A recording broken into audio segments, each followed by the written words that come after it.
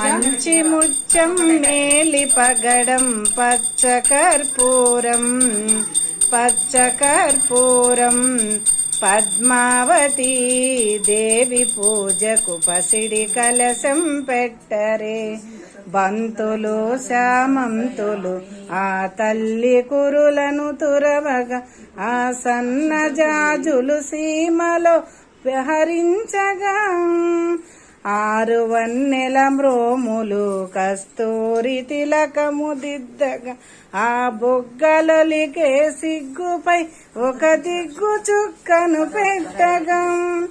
ఆ కలల చూసి శ్రీనివాసుడు మెచ్చగా.